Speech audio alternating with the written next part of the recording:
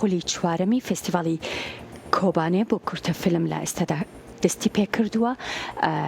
بێگومان چەندین فیلم لە چەندین وڵاتەوە بەشداریان تێدا کردووە و چەندین فیلمی کوردیش لەم فستیڤاڵەدا بەشداریان هەیە. قسە باسی زیاتر دەربارەی فستیڤاڵەکە کەم لەگەڵ زۆر بەڕێز ئارمان شیران ئەندامی دەستێ بەڕێوەبردننی فستیڤاڵ. کاک ئارمان سڵاوت لێبێ و ئەم کاتت باش. باش سپاس بۆ تۆ. فستیڤاڵەکە دەستی پێ کردووە؟ دەست خۆش بۆ کورتسات تیڤی و مەگەزین فستیڤال دەمێن داویێنە نها هەواڵێمە خەڵات تێن بەڵافکردن دێ دەمێ ڕۆژە دویەمینە یا فستیڤالێ بڕاستی ئیرۆ تێن بەڵافکردن. زۆر باشە. کەواتە ئەمڕۆ دووهەم ڕۆژی فستیڤاڵەکەی کە دەستی پێ کردووە، چەند فیلم بەشداریان کردووە و لە چەند وڵاتەوە بەشدارن؟ بله براستی ایسال قولا چهارمین یا فستیوالامه گلک فیلم جماره هاتن جی گلک ولاتن جیهانی جی تقریبا 121 ولات بشدار بون. 2165 فیلم بالضبط جهان بردسته او فیلم هاتن فارس کرن ام بیجن و حتی ایروجی رو رسمی داوی کرنینه و خلاطین بالا کرن. زۆر باشە. بێگومان هەموو ئەو فستیڤاڵانە کە ساز ئەکرێن پەیامێکیان هەیە یاخود لەژێر تایتڵ و لەژێر ناونیشانێکان نمایشەکرێن. بۆ خولی چوارەم پەیامی خولی چوارەمی ئەم فستیڤاڵە ئەمساڵ چییە؟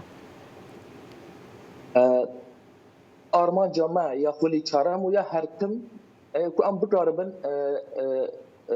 سینما لروجاوای کردستان بیتر بالا بوده. هلبت ناوی فستیوال کوبانیه ام دخوازن ناوی کوبانی دیرا سینما را خلق مناس بکه ام بیتر کردن ما وقت ونزانن واری سینما ده هنکی لوازیل جمع هیا براستی وان سالم داویدا وقت شر و جلک اسباب من هنا ام دخوازن بیتر سینما ناو ملت مدا کلتور سینمایی بلابه و ملت ما بیتر میزی سینما بجبر تشتکی هری باشه کو سینما هری باشه. زۆر باشە. چەند فیلمی کوردی بەشدارن لە فستیڤاڵەکەدا و پێدەچێت ببنە خاوەنی هیچ خەڵاتێک؟ بله فیلم کوردی گەلک بوون هەر چار پارچەی کوردستان هەبوون.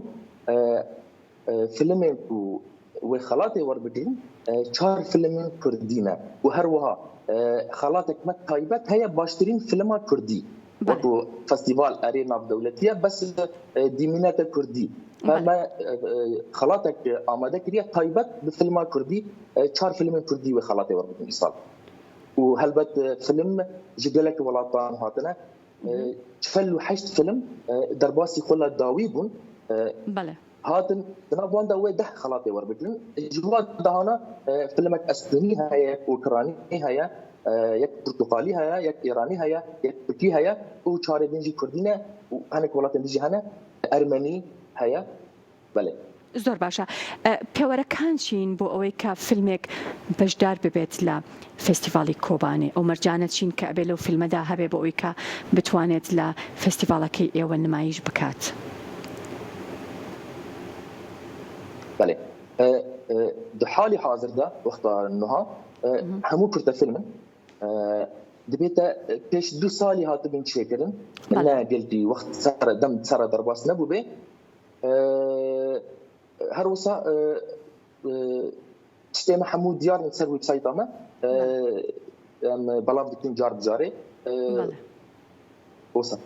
بەڵێ فیلمەکان بە تەنها نمایش ئەکرێن یاخود کۆڕ و سیمینار ساز ئەکرێت بۆ ئەوەی کە ئەو بابەتانەی کە پەیوەستن بە سینەما و بەرەو پێشچوونی سینەما و ڕەوتی بە تایبەتی سینەمای کوردی و پەیوەندیەکانی سینەمای کوردی بە سینەمای جیهانی و بەرەو پێشچوون و پێشکەوتنەکانی سینەمای کوردیەوە هیچ دیبیت و هیچ کۆڕ و سیمینارێک لەو بارەیەوە دەکرێت؟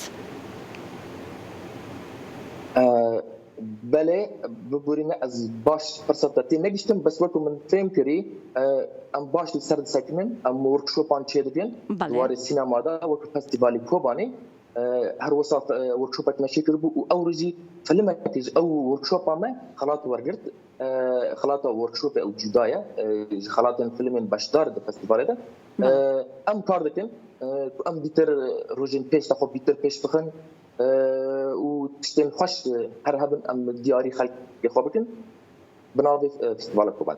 زۆر باشە کەواتە وەرکشۆپەکانیش خەڵاتیان پێدەبەخشرێت. ئەمە پرسیارێک و پرسیارێکی تریش ئەمڕۆ دووەم ڕۆژی فستیڤالەکەیە، چەند ڕۆژی تری ماوە فستیڤالەکە و جگە لە نمایشکردنی فیلم چ چالاکیەکی تری تایە؟ بەڵێ هەر دوو ڕۆژن بخۆ دوونی بوو و ئەوڕۆیە ئەوڕۆ بداوی تێخۆڵە چارەمی وخلاطين تين بلاف كرن هر وسا گفتگو سر او فيلمان تين كرن كسن باشدار مرة كسنا نافدارن هنرمندن چه عرب هاتنا حاضر بونه آلمان حاضر بونه هاد دوكومنتا مدى كسن فيلمان دوكومنتا دادمنتي حتى كسن بهوليود را كار كري او جهنه سر گفتگو به دو روزن خو وإيرون توابه تقريبا تشتيني ساعتك خلاص كده. بله. أنا وقت مبوتي بري خلاص إنه بلاف كده. ده زندي. أتواني أما جبوا فيلمان بكي كخلاطيان بدس هنا ولا فيستيفالا؟ وقت مناف دراستي از شكون ناف قال لك بس خلاطة باشترين فيلم الجمع هيا خلاطة باشترين أكثر هيا باشترين ويناجري هيا تصوير أمريكان خلاطة باشترين فيلم كردي هيا وهني خلاطة بيتر زور باشا جیاوازی ئەم فستیڤالە لەگەڵ فستیڤالەکانی پێشووتر لەبەرەوەی ئەمە چوارەمین خولی ئەم فستیڤالەیە. بەڵێ بەڕاستی ما دەست پێ کرد خۆڵا یەکەمین هەنێکی گەلکی بین کێمایی هەبوون ئەم نوو بوون خۆڵا دوویەمین جا یەکەمین باشتر بوو یا سیامین ئەوژی باش بوو ئیساڵ گەلک باشتر بوو تشتی هەری جیاواز خەڵاتێن ما بژ برۆنزن او از اون بلکی فستیوال جهان برونز بلاد خلاطی وجه برونزن براستی از فازم سپاسیا ما مستا بله او صار پیکر حاضر کردی سپاسیا وی بکم بوفری نابی دمج بالام شو بله